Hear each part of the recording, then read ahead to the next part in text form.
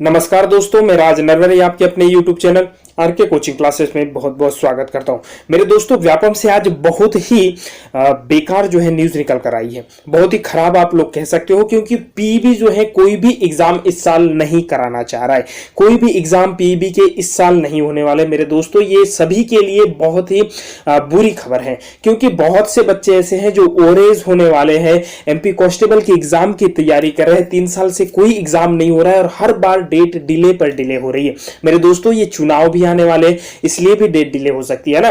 तो देखिए, कहीं ना कहीं सरकार का भी इसमें हाथ है। अगर सरकार चाहे तो एग्जाम कल भी हो सकते हैं और सरकार ना चाहे तो एग्जाम कभी भी नहीं हो सकते। ठीक है, ये सरकार का काम है, लेकिन मेरे दोस्तों इसमें हम भी कुछ कर सकते हैं। सरकार से क्या करवाना है ये हमारे हाथ में है ना। तो सरकार क्या करेगी, पीईबी क्या करेगी, ये हमारे हाथ में है। तो कोशिश तो मेरे दोस्तों सभी बच्चों को करनी होगी, है ना, क्योंकि सरकार ऐसे ही करते रहेगी। आप खुद सोचिए, 2017 से अभी तक कोई एग्जाम नहीं है। कोरोना का बहाना मिला, अब इनके पास एजेंसी नहीं मिल रही है।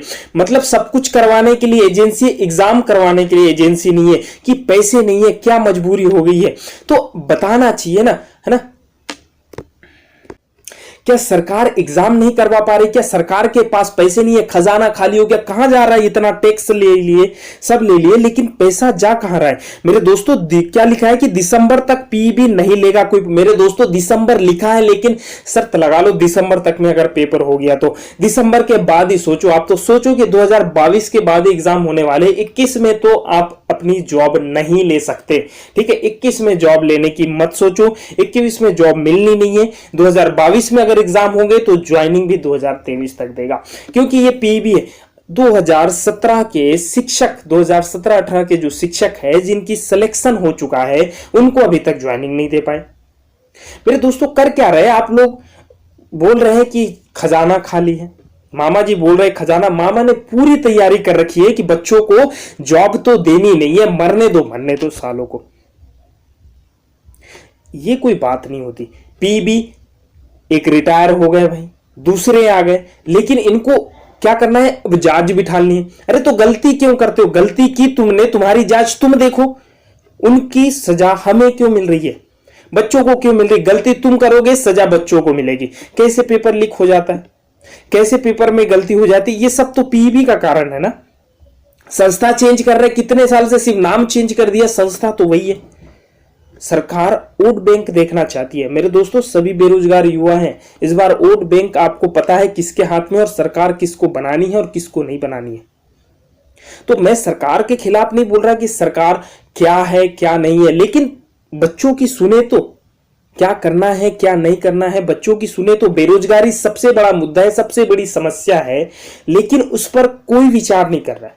लोग सुसाइड कर रहे हैं, मामा का एक ट्वीट तक नहीं आ रहा है, पीईबी का एक ट्वीट तक नहीं आ रहा है। पीईबी के कान में तो हवा भी नहीं घुस रही है, कुछ पता ही नहीं चल रहा है उसको कि दुनिया में हो क्या रहा है, बच्चे कर क्या रहे, हड़ताल पे क्यों जा रहे हैं, मर क्यों रहे। पीईबी को इससे कोई मतलब नहीं है, उसको पैसे लेना है, सैलरी लेना है। अभी देखो, पेपर हो गए, रिजल्ट तक नहीं दिया उनने ग्रुप 2 का। अब इसमें क्या कोरोना, क्या ऑफिस में नहीं आ रहे, काम नहीं कर रहे, क्या क्या नहीं कर रहे हैं लोग, नहीं रिजल्ट बनाने में इनको कोरोना हो रहा है।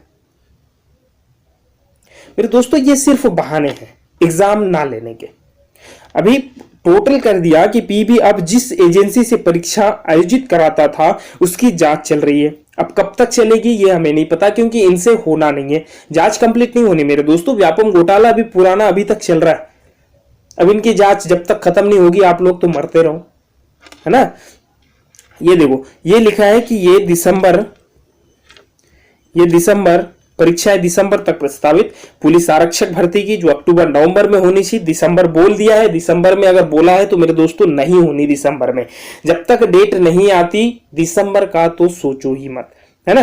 प्राथमिक शिक्षक पात्रता परीक्षा दिसंबर जनवरी है। एंट्रेंस टेस्ट की तारीख भी सब कुछ जनवरी 2022 की बात हो चुकी है ना। 2022 की बात हो चुकी है। मुझे तो ना लग रहा अब कि दिसंबर में पेपर हो जाएंगे या 2021 में कोई बच्चा एग्जाम दे पाएगा। तो 2022 का कैलेंडर इन्हें अपडेट किया है, लेकिन ये कैलेंडर सही है या फर्जी है आप खुद ही सोच सकते हैं, है ना। ये देखो, पटवारी की बात करें तो पटवारी की 1235 पद पुराने 2017 के, अभी तक इन लोगों ने वेटिंग लिस्ट नहीं निकाली है। ये हमारे पद है जो खाली है। स्कूल शिक्षा में, पुलिस भर्ती में 22,000 के करीबन पद खाली है।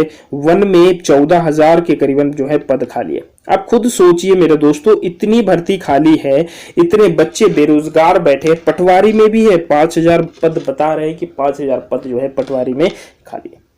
तो इतने बच्चे बैठे हैं, लेकिन इनको कुछ नहीं करना, कुछ भी नहीं करना है। तबकि एग्जाम लेते रहना चाहिए, बच्चे मोटिवेट रहते रहेंगे। एग्जाम अब ऐसे आप डेट देते रहोगे तो कैसे मोटिवेट रहेंगे? बोलेंगे कि मोटिवेट रहिए, आप तैयारी कीजिए, हम आपको नौकरी देंगे। मेरे दोस्तों, चुनाव आएगा ना, नौकरी मिलेगी, लेकिन चुनाव तक तो बच्चे मर जाएंगे। कितने बच्चे मर जाएंगे, कितने ओवरएज हो जाएंगे, क्या अपनी जिंदगी सिर्फ आपके भरोसे बैठकर बर्बाद कर जाएंगे? देखो, पीईबी का तो है ही, जो है पीईबी तो बेकार संस्था बन चुकी है। ये तो सीधी सी बात है, क्योंकि घोटाले तो इसमें होते ही रहते हैं, नॉर्मल सी चीज है। सब कोई बोलेगा देश सुधारो, सब कुछ करो, मेरे दोस्तों खुद नहीं सुधरेंगे, है ना। मोटिवेट करने के लिए बोलने की बात अलग है, लेकिन कोई भी कुछ भी नहीं करने वाला है। पीईबी तो बहुत बुरी संस्था बन चुकी है, हर बार घोटाले करेगा, कुछ ना कुछ तो करते रहेगा। एग्जाम में पेपर गलत होगा, क्वेश्चन आपको हटा दिए जाएंगे। क्या है ये?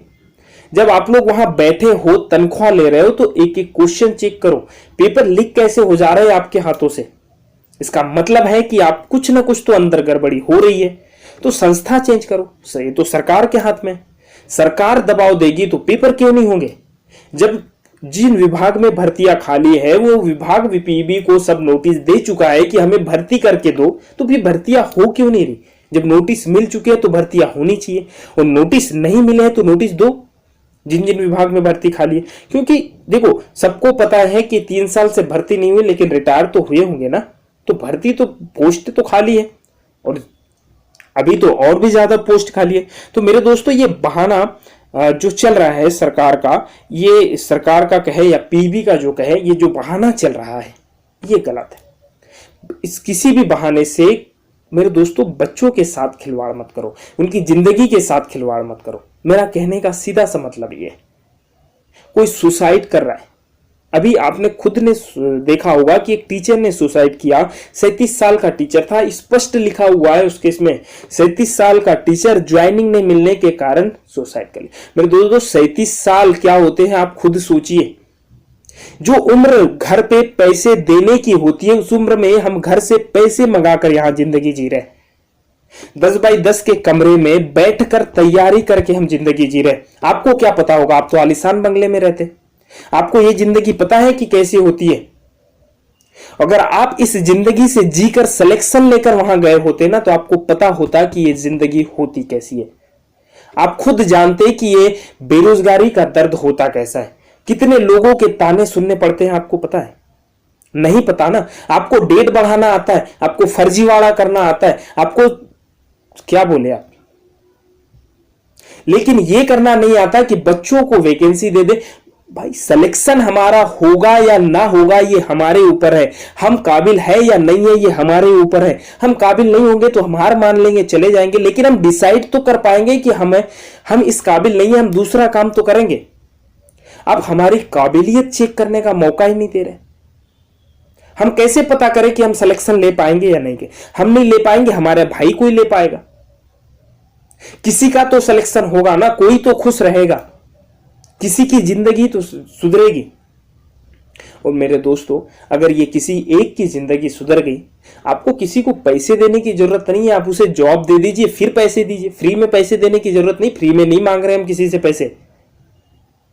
लेकिन ये जो है ना, यहां बैठकर तैयारी करने का, ये बेरोजगारी को झेलना हर किसी की बात नहीं है। और मेरे दोस्तों, कितने दिन झेलेंगे? जिस उम्र में घर पे पैसे देने चाहिए, उस उम्र में आप घर से पैसे मंगाकर यहां खा रहे हो। लोग कहते हैं कि अभी भी घर से पैसे मंगा रहे। कुछ तो करो बेटा। क्या करें? रोजगार ही नहीं है। सरकार बोले कि बहुत काम है, दुनिया में बहुत काम है। मेरे दोस्तों, काम तो बहुत है, लेकिन आपको बिठाला किस लिए? फिर जब काम बहुत है तो आपको बिठाला किस लिए है?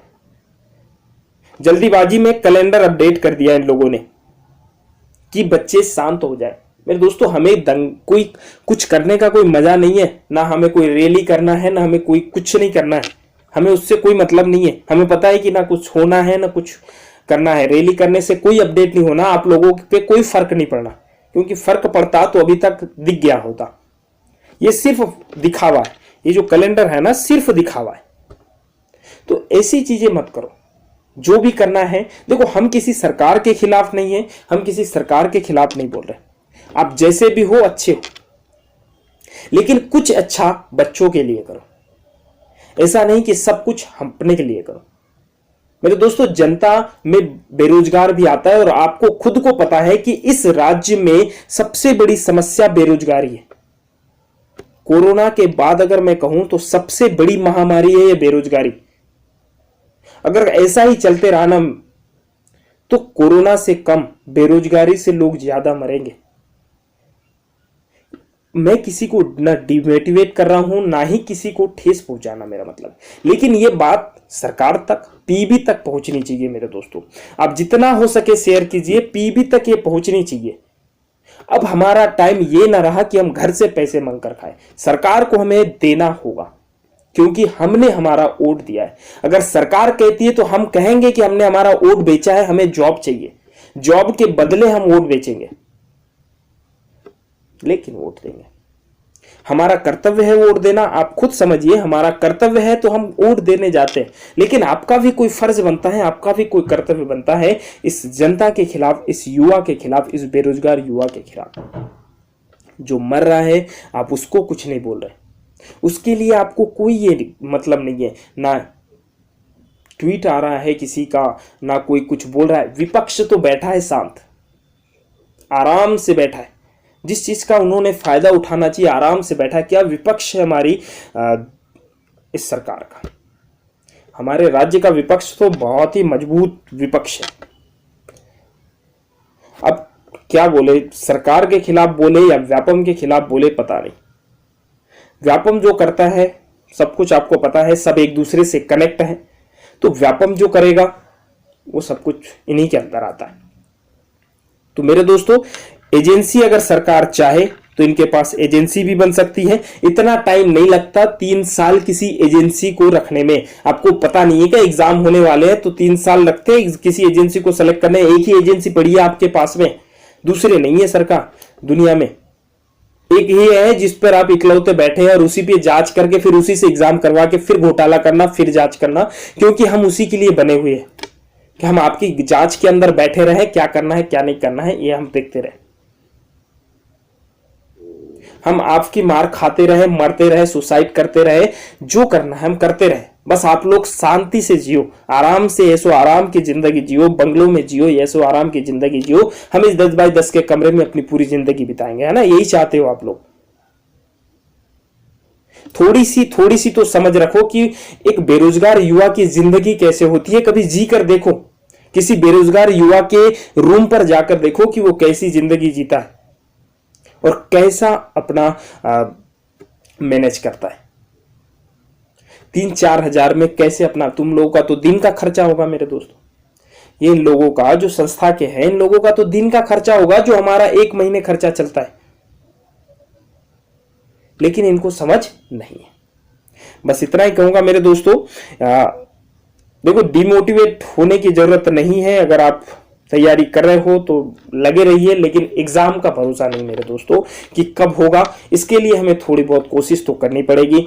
कुछ नोटिस जो है व्यापकों को भेजने पड़ेंगे, कुछ तो ऐसा करना पड़ेगा कि आप पता चले सरकार को कि बच्चों को जरूरत है। पता तो उन्हें चल चुका है, ऐसा कुछ नहीं है कि सरकार को पता नहीं चला। आपकी एक हलचल सरकार को पता चल जाती है, लेकिन व्यापकों को पता चल जाती है, सरकार को पता चल जाती है, लेकिन करना है नहीं करना है ये तो उनका मुद्दा है।